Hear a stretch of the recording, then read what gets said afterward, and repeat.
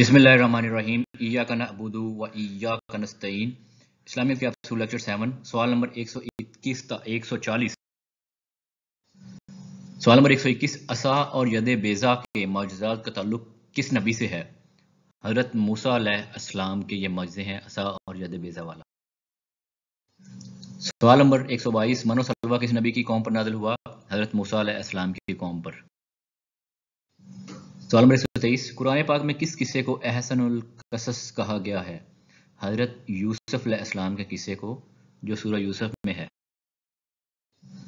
सवाल नंबर 124 आदम सानी किसको कहते हैं?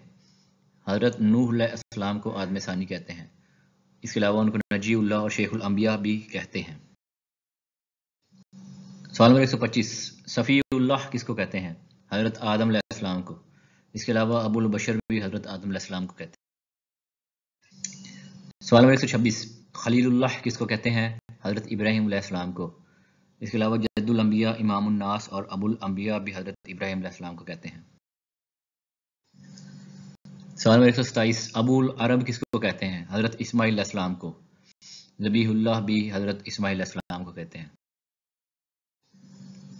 खलीफतुल्लाह किसको कहते हैं? हज़रत दाऊद अलैहिस्सलाम को।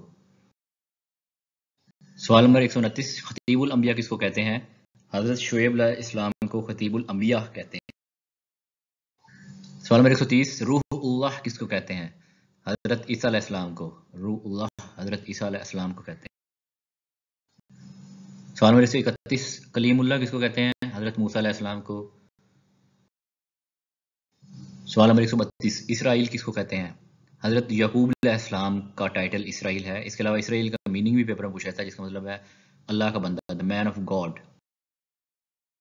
सवाल नंबर 133 बैतुल मुक़द्दस की तामीर को किसने मुकम्मल किया? हज़रत सुलेमान अलैहिस्सलाम ने। बैतुल मुक़द्दस की तामीर को हज़रत सुलेमान अलैहिस्सलाम ने कंप्लीट किया। सवाल नंबर 134 ऊँटनी का माइज़ा किस नबी से मंसूब है?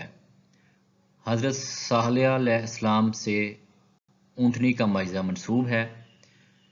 केदार बिन सालफ नामी शख्स ने ऊँटनी की टांगें काट दी थीं और पूरी कौम पर जिसकी वजह से अजाब आ गया था। सवाल नंबर 135 आयत किसको कहते हैं? कलाम खत्म होने की निशानी। किसी कलाम के खत्म होने की निशानी को आयत। सवाल नंबर 136 सूरह बकरा में कुल कितने रुकू हैं? 40। सूरह बकरा में कुल 40 रुकू हैं। सवाल नंबर 137 सरदारुल आयात किसको कहते हैं? आयतुल कुर्सी को सरदारुल आयात कहते हैं। सवाल नंबर 138 कुरान करीम में वजूद आयात का क्या मतलब है?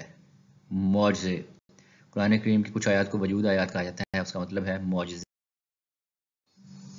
सवाल नंबर 139 आखिरी नाज़िल होने वाली आयत कौन सी है? सूरह बकरा की आयत 281 जो है ये आखिरी सूरत नाज़िल होने वाली जो आयत है वो है। इसके एक रवायत के मुताबिक सूरह माइदा की आयत 3 को भी ये कंसीडर किया जाता है आखिरी। सवाल नंबर 140 आयत इज़्तिरार कुरान पाक की किस आयत को कहते हैं? उस आयत को जिसमें मजबूर होकर हराम खाने की इजाज़त दी जाए उस कुरान पाक की आयत को आयत इज़्तिरार कहते हैं। तो ये था लेक्चर नंबर 7 इस्लामियत कैप्सूल का। मिलते हैं लेक्चर नंबर 8 में। अपना ख्याल रखिएगा। अल्लाह हाफिज़।